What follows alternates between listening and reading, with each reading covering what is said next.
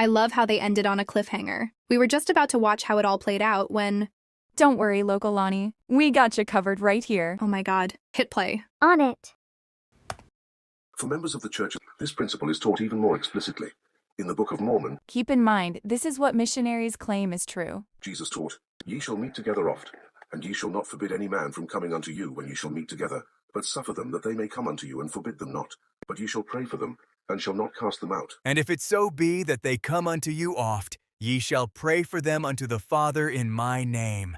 This is according to the Book of Mormon on 3 Nephi chapter 18, verse 22 and 23. So basically, the scriptures contradict what those two messengers claiming to be church members did from the last video. I'm afraid so.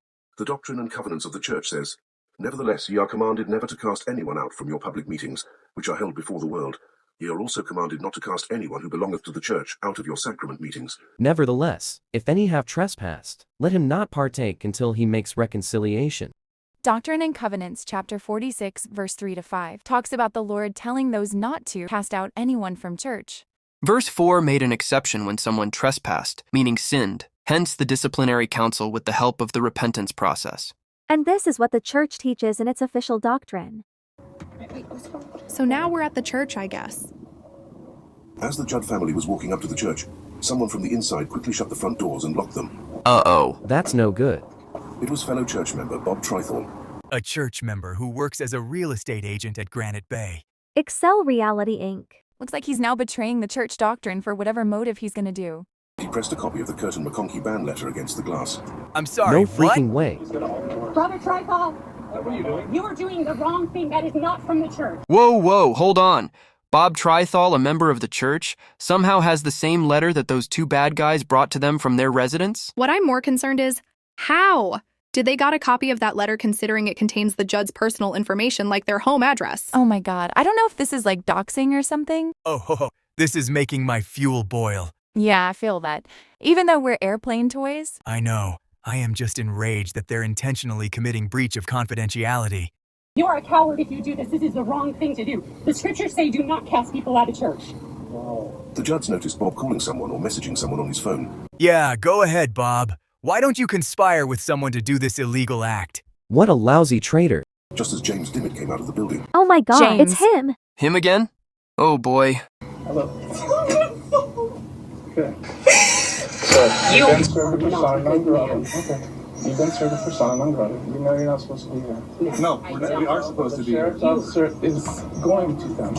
Okay, and you will be arrested for trespassing. Okay, listen here, James Dimmitt. They were invited by those who actually cared about the church's purpose. Unlike you. Yeah, and that would be the missionaries. We know you and the others are trying to scare the Judds from attending church and getting close to their Lord and Savior, and we will not be fooled. Oh, and I think I actually heard one of the kids sobbing. What? Really?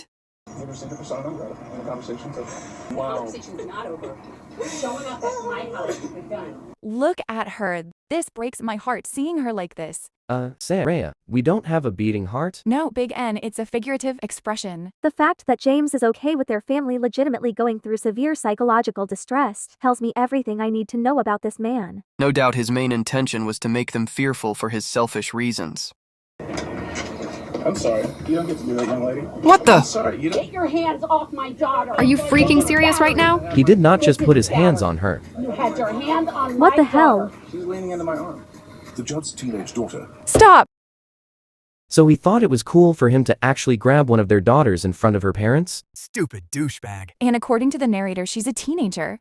I swear, if she's actually a teen below 18, I'm gonna fucking lose it. Oh no, battery on a person 17 or under? Battery on a minor? Don't know, we're Wait, not saying... Tim. Oh, you son of a... Tim, wait. You have to be careful what you say. We don't know if she's actually a minor. She could be 18 or 19, making her a teenage adult. Oh yeah, you're right. That's right, Saraya. We're supposed to do exactly what David is doing, knowing what is legally right or wrong to avoid giving an enemy like James an advantage over us. Unlike Curtin McConkie and the church leadership's history, we have to remain credible, because any professional defense attorney could accuse us of defamation or try to impeach our credibility. Right, no jumping into conclusions without concrete verified evidence. But what we can and will say is that James is now lying that his arm is gripping the door. Why don't we take a closer look? The daughter swings the door wide open. There, that's the grab! Yes, Ted, and I believe after the family called him out for battery, his arm eventually extends to grip the door handle. This poor excuse of a man thought he could put hands on a teenage girl whenever he wants. Then when he's exposed, he changes his hand placement on something else and try to say, "Oh, it was on the door. It was on the glass." Nice try, James. We're not falling for it. She's leaning into your arm? Why would she do that if the narrator said this? When she went to join her family outside, James Dimmitt grabbed her arm to prevent her from exiting the building. There it is! You know, not only do I think it's battery, but also false imprisonment. Holy crap. So he's basically keeping her hostage under his grip until this. When the judge suggested battery, James released his grip and allowed the family to enter. And he let go. I bet he wasn't expecting that. Nope. How dare you? How dare you? As the judge entered the church foyer, they were met by Justin Wright, Alan Smith's counselor in the stake presidency. Hello, Brother Wright. You're invited. And you're invited to read the church's governing documents, Justin. I'm allowed. Justin J. Wright is a senior manager of financial performance and analytics at Kaiser Permanente, by the way. Doesn't Alan Smith have a second counselor in the stake? Yeah, I think his name is Ben or something, but he doesn't seem to appear in the video at all. Same for Alan. When Hannah attempted to enter the chapel, 2 church members placed their hands on her to push her out. This is what Christians do to each other at church? Really? Idiots! You know what? You know better. But he chooses not to. Hannah entered the chapel. She was determined to sit near witnesses and wait until police arrived, if James Dimmitt had in fact called them. However, church had already been cancelled, and people were leaving. My eyes met people giving me these disapproving looks, like somehow I was the bad guy. I actually care about these people here, but none of them are standing up for my family. Nobody was coming up to me saying, "Hey, are you okay? Sister Judd, are you okay?" So I guess we are basically seeing these Christians not really helping the family at all. Sadly, yeah, based on this video that shows their hypocrisy. You know, these people, they've been gossiping about me and my family. They're okay chasing us out of church. I know they've done this to other people, all while pretending to be Christians. Wow, I can't believe it. One of the ladies' faces that stood up didn't look concerned at all. It definitely looks disapproving. Assuming it's true what Hannah and the video are showing us, they really cast people out of church? They probably would since we saw Bob Trithal's behavior earlier. Which obviously goes against the teachings of Jesus Christ. Judds would later learn that the events at the church that day had all been planned out ahead of time. Wait, what? Order. What order? Does it override scripture? In this instance today, it does. Really? In what way? So a lawyer can override Jesus. While I understand the moral and spiritual argument Fontaine is trying to make, that unfortunately wouldn't apply to secular law in California. Even if some laws may go against our main goal of seeking God's will, sadly. To my knowledge, any religious belief doesn't override neutral and generally applicable secular law, aside from a few nuances here and there. I believe you're talking about the landmark case of the Supreme Court in 1919 known as Employment Division v. Smith, right, little x? Yes, big N. The court declared that a person's religious beliefs does not excuse them from complying with a valid neutral and generally applicable law. So I think what we should do is only focus on secular law and see what law was violated. Yes. It appeared that he and others had copies of this ban letter, claiming it was from a law firm. Oh, so more people have this letter too, without the Jesus. Judd's consent. Come on. Here's another thing worth reading. Our church has a dark chapter in its history called the Mountain Meadows Massacre, where a group of members of the church blindly followed their stake president's orders and murdered innocent men, women, and children. I'm sorry, what? I legit had no idea of this until now. Oh my God, they obeyed church leadership to actually kill people that didn't deserve that type of barbaric treatment without a second thought for their lives or humanity? Well, Saraya, it's much, much deeper than that. In 1857, the approach of the U.S. Army triggered intense paranoia among Utah's Latter-day Saint settlers who feared federal persecution. When the California-bound Baker Fancher wagon party passed through, local militia leaders in southern Utah viewed them as a threat. After a 5-day siege, the militiamen realized the emigrants had discovered their identities despite their disguises. To eliminate all witnesses, the militia approached the wagon train under a white flag of truce. On September 11th at Mountain Meadows, the Mormon militia and reluctant Paiute allies massacred roughly 120 emigrants, sparing only small children. Afterward, the perpetrators looted the property, swore a blood oath of secrecy, and falsely blamed the entire slaughter on the Paiutes. The militia buried the victims in shallow mounds, leaving the bodies to be unearthed and scattered by scavengers across 2 miles of the meadow. In May 1859, the U.S. Army arrived to gather the remains for a proper burial. They built a stone cairn topped with a wooden cross inscribed, "Vengeance is mine, I will repay saith the Lord," Romans 12:19. 2 years later, Brigham Young visited the site with a large entourage. According to the diary of Apostle Wilford Woodruff, Young declared the victims a wicked mob who deserved their fate. He then altered the scripture, stating, "Vengeance is mine, and I have taken a little." Following his words and a formal priesthood gesture, Young's entourage immediately dismantled the cairn and chopped up the wooden cross, leaving the mass grave unmarked. The 17 surviving toddlers were distributed among local Mormon families to be raised. By the time Federal Superintendent Jacob Forney and the U.S. Army rescued them 18 months later, the children were in wretched condition. Due to severe neglect, they were half-starved, dressed in rags, infested with lice, and suffering from eye diseases. Local settlers met federal authorities with intense hostility as they escorted the surviving children out of Utah to be reunited with their relatives in Arkansas. For nearly 2 decades, the church hierarchy actively suppressed the truth. They stalled federal investigations, thwarted grand juries, and silenced witnesses to protect the church's reputation. Brigham Young and senior church leadership used local perpetrators and Native Americans as scapegoats to shield themselves from blame. Ultimately, only militia leader John D. Lee was convicted and executed, leaving the top officials completely insulated from legal punishment.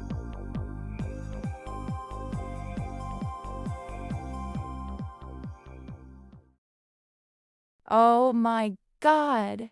That is the most evilest thing I have ever heard.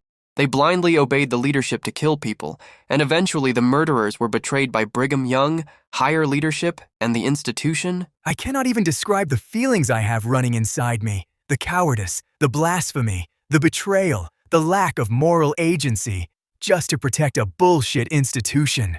That's exactly what happened when the pressure got too high in the 1870s. And then everyone used one perpetrator to avoid justice. What evil scumbags. I agree, especially that mentality of blind obedience toward leadership. I now see why Lockelany thinks the church is a cult. The men are so blind in their loyalty to leadership that they don't give a second thought to whether their actions cause harm. Right, Loke? Lockelany? Are you okay? I'm sorry. You okay? I think I need my own space right now. Sure, go ahead. I'll check on her just in case. Should we wait for them or? We can continue, but let's tune the volume down. For them. Understood? Come on, man. Local Lonnie. Why are you breathing like that? Are you feeling well? No. What happened? Ugh! The massacre. Oh yeah, the massacre. But it's finally over now. We're now moving into the next section of the church misconduct. Listen. Sure. I really appreciate you checking on me. But I can't watch any more of that. You're not gonna finish the video with us? I want you to understand, Big N. I seriously can't watch another second of that video. My breath feels shaky and uneven. And I need to be alone. Oh, alone? Yes, just for a little bit. Okay.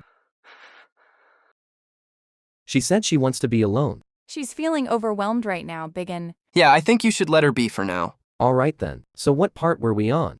Oh, just the part where this scummy cult member claims the non-profit sent this letter with a smug look on his face. Because you refuse to address the issues.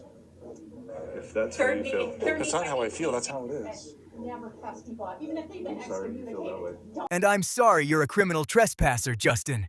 How is he trespassing? I think what Tim is talking about is PC 602K. PC what?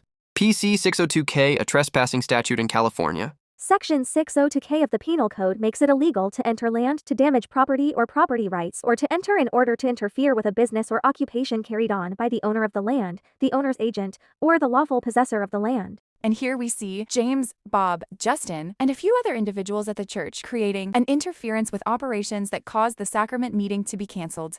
While they're holding copies of the Judd family's Curtin McConkie letter containing their personal information, specifically their residential address, without their consent.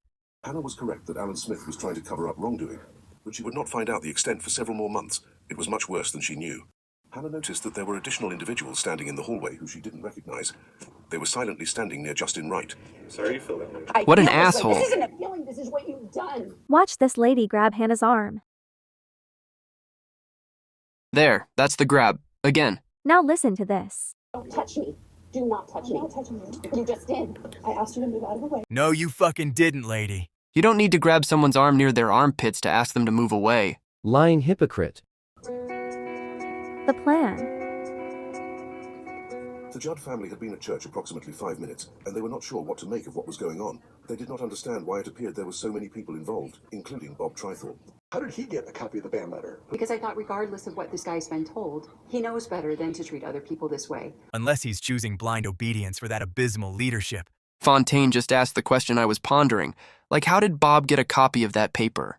I feel like we might have answers later on. When he said we were going to get arrested, I began to panic. I remember the arrest at the park, the police being dishonest, my husband getting taken to jail, my daughter getting taken away from me, the tens of thousands of dollars in legal debts. All that stress and trauma came racing back. Based on the prior videos, she's talking about the fear of running into corruption again, the one with the false statements about their family and the issues they had dealt with, causing emotional distress and other sorts of problems. When you said that James is okay with the family suffering from trauma little x, at least Hannah's testimony proves it. I thought, he's former law enforcement. His word will trump mine by default. He's armed, and he's willing to use physical force and lie about it.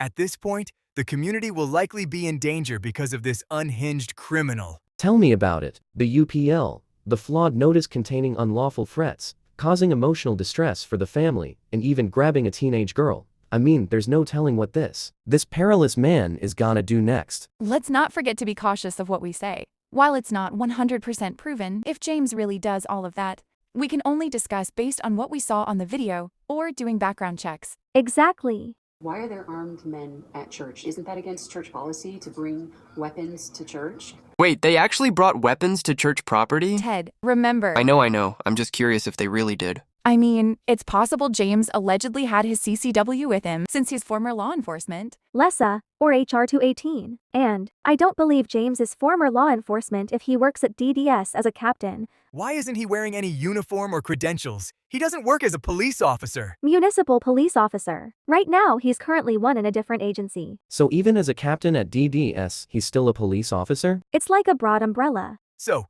just to confirm, he's a current law enforcement officer? Yes, Tim. Oh, so that means he's not a private citizen then. Well, it depends, because it's highly complex. As we all know, James works as a captain/commander at DDS in California right now. The documentary we're watching didn't mention that for some reason. So he's a public individual? Yes, Big N. He is a sworn government employee for the state of California. So what really happened legally? I think this should help give us some answers. The bottom line is that we're seeing an off-duty, plainclothes public servant engaging in illegal activity, whether he has a concealed weapon or not. While we're truthfully unsure about the other men being armed, what we can say is that, because of his status as a current law enforcement officer in a state-level degree, it seems like he can bring a concealed weapon to church property. Yes, only because he still works as a law enforcement officer, nothing else. There were people who looked concerned or confused. But Possible signs of hesitation? Hannah was concerned about what had been said about her and her family. I'm like, what false gossip have they been told that would convince them that what they're doing is okay?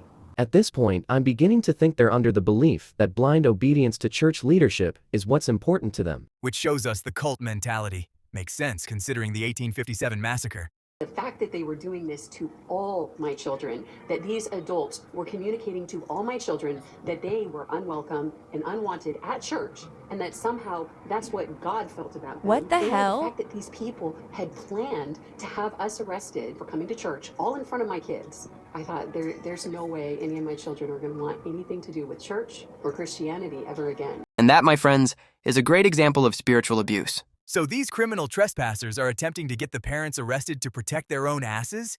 Even if it means hurting their kids? Not physically, but emotionally or spiritually? Well, they did similar things like this based on their horrific history like the Mountain Meadows Massacre, so it doesn't surprise me. And honestly, when they do these types of things and claim it's the Lord's work, I think that is blasphemy against God. I Yes, truly Spot they're on. believe that. weaponizing Thank the you. divine. Blasphemy against God. That's what I thought too.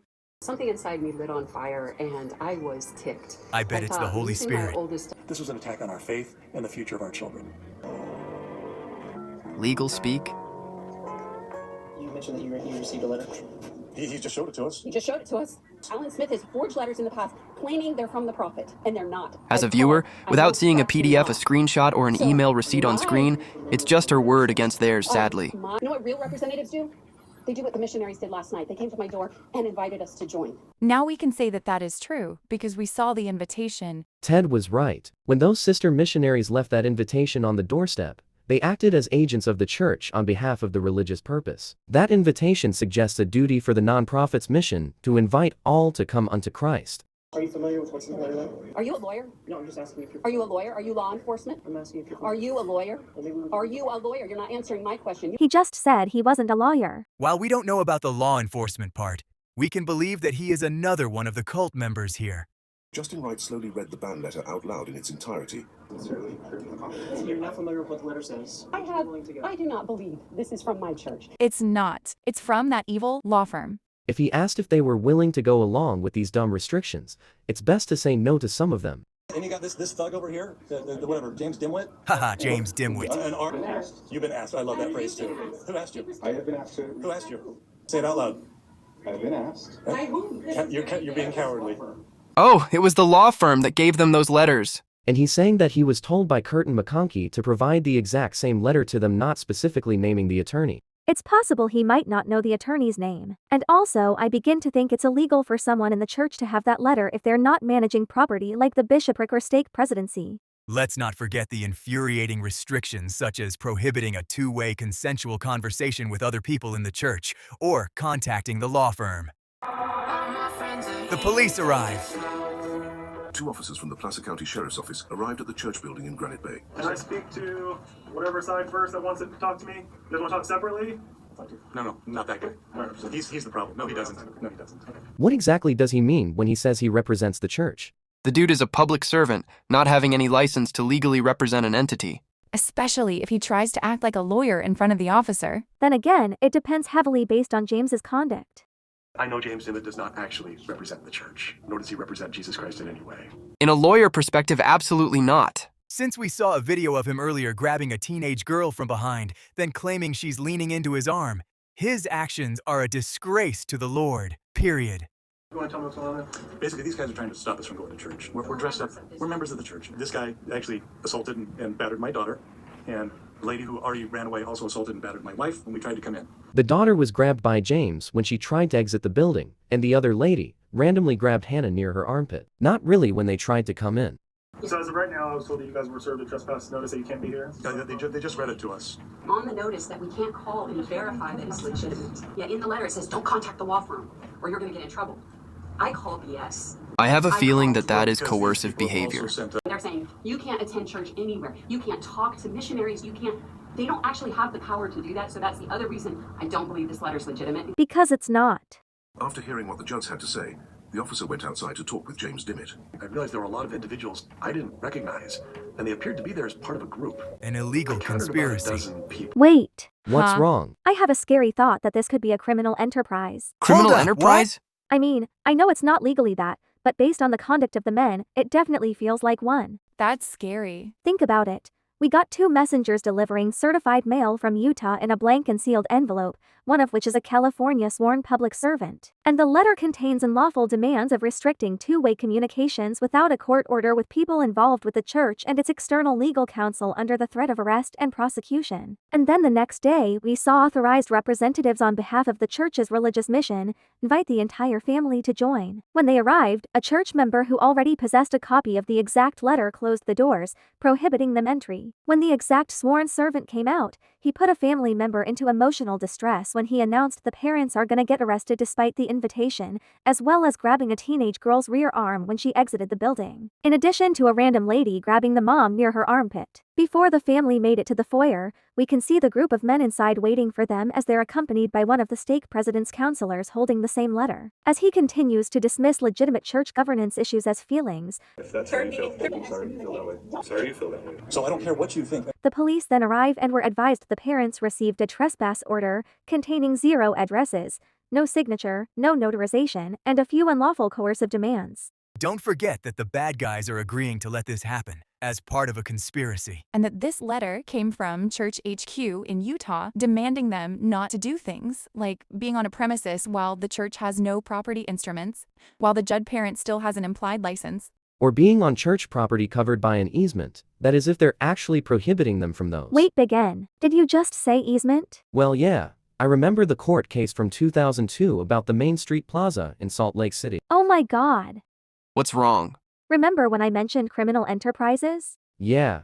At first, I was hesitant to legally call this a criminal enterprise because of a U.S. Supreme Court ruling in 2013 called Secker v. United States. It felt psychologically like one, but in a legal sense, it wasn't. Without the argument of the easement, this can be seen in federal law as state-level coercion, since it happened in California. To review the coercion, or extortion, it means to seek a broadly defined consideration through use of force or fear, or under color of official right. Here are some examples of how to commit extortion. And when the law firm made those unlawful restrictions toward Fontaine and Hannah, that's when this statute was violated. 523A. Okay, so if the letter came from Utah to California containing the threats, what does that mean? I truly believe the messengers claiming the church sent this letter via certified mail to the family, despite it being hand-delivered. They're trying to think this is legit notice when in reality, USPS would never allow coercive threats like those be involved in their letter. If anything, I think James Dimmitt and the other guy was trying to hide from accountability by claiming it was from USPS. As we already discussed, USPS is only exclusive to certified mail. So are these so-called messengers supposed to say it was sent by USPS, even though it was never used, based on the blank envelope and lack of a USPS outfit? Knowing the fact that church's personnel has a history of engaging in serious misconduct, just to protect the church's reputation, I bet they're gonna try to say it was USPS, considering anyone at first glance will see this letter and claim it was sent via certified mail. Wait, you don't think James and that other dude were trying to frame USPS like they sent that letter? Even though we saw the two on camera delivering that letter by hand? I mean, what? I know, right? Like they seriously might have committed some form of fraud here. Going back to the topic of criminal enterprises, if it's really true that the out-of-state letter containing the unlawful threats was trying to extort the family of the right to be on church property where a valid easement is in place, that's when I have faith that it crosses the line to a federal criminal enterprise. It says about the obtaining of an item is what constitutes extortion here. Here's a summary of what's an easement. And here explains that easements are intangible rights, or intangible assets, incorporeal hereditament. In 1999, the city of Salt Lake sold a one-block section of Main Street to the LDS Church for $1 million.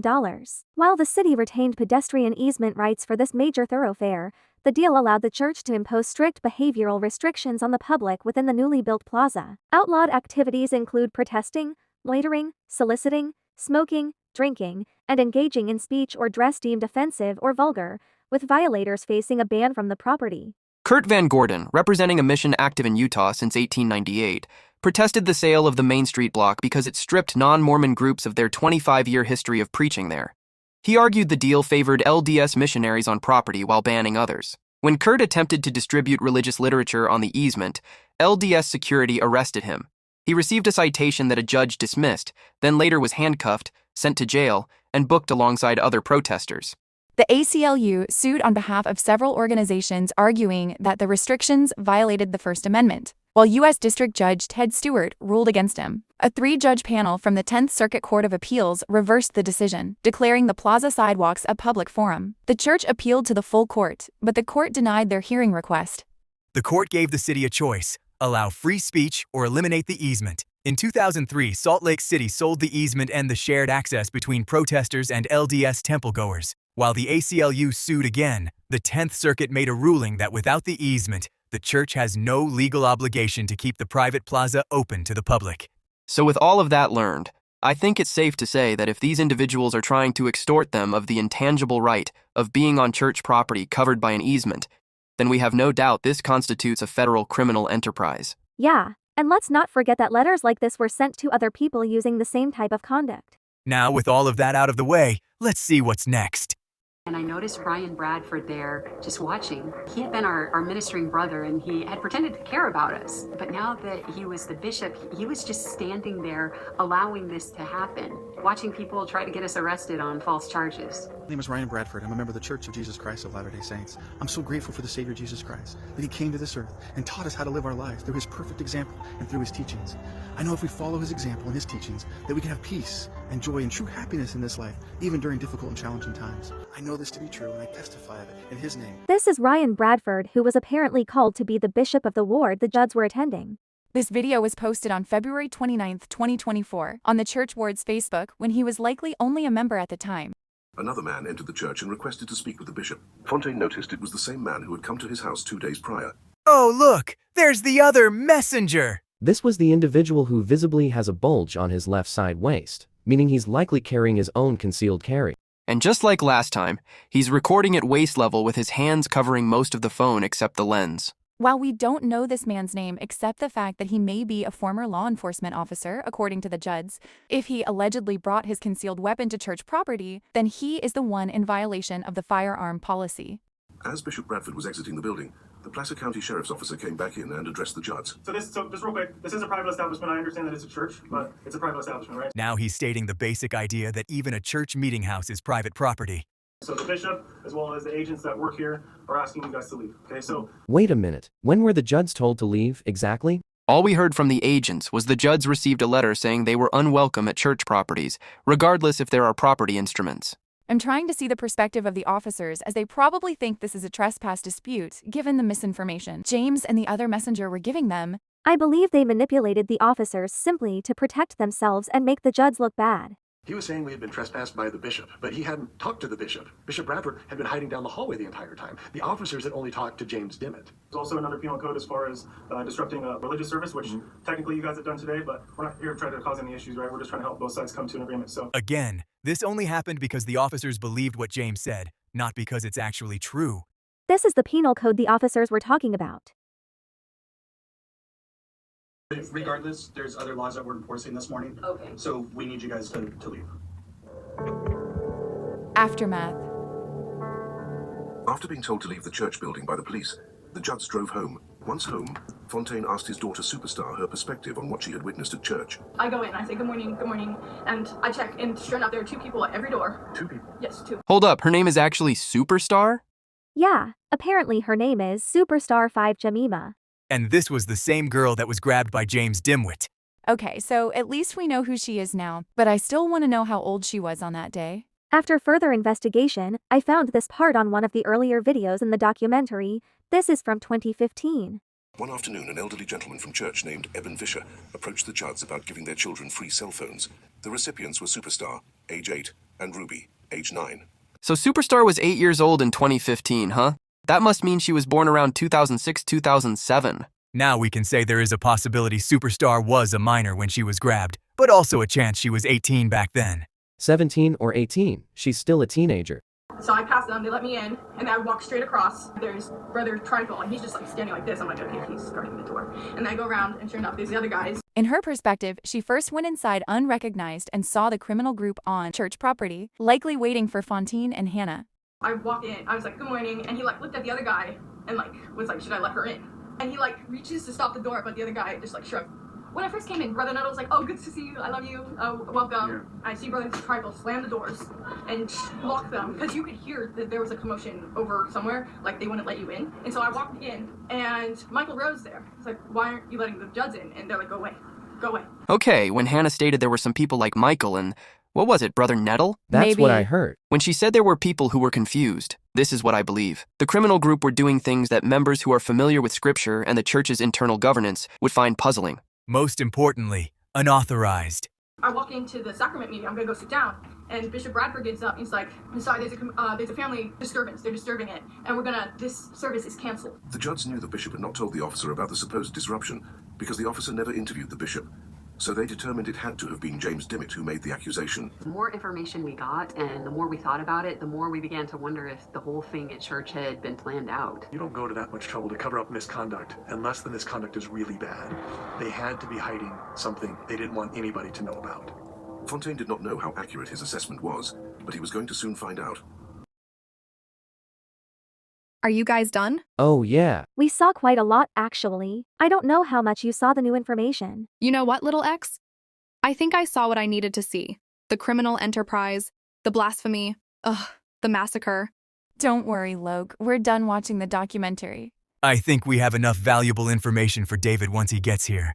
I have no doubt Brian Ames did similar things to David like we saw at church with the Judds. Like when he said to David he would receive legal notice in the mail, which was supposed to be that extortive letter from Curtin McConkie. And if I remember correctly, David's legal notice claims to be sent via certified mail. I hope when he gets here he can show us if the envelope is blank and unsealed, or whatever it looks like to determine our next steps. I think Tripp and Zealand are with him right now and are about to be here shortly. I just got a call back from Tripp. They're in the apartment building. So I think we're gonna hear the door open very... They're here. You're gonna tell them everything you saw on the documentary, right? Yep.